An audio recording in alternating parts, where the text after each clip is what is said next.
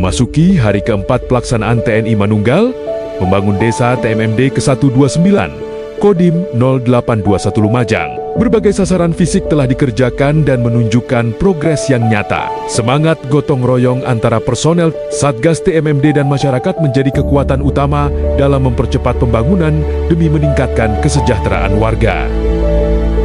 Personil Satgas TMMD 129 bekerja tanpa mengenal lelah menyelesaikan berbagai sasaran pembangunan. Sejumlah pekerjaan di lapangan telah berjalan sesuai rencana, mulai dari pembangunan infrastruktur hingga rehabilitasi rumah tidak layak huni.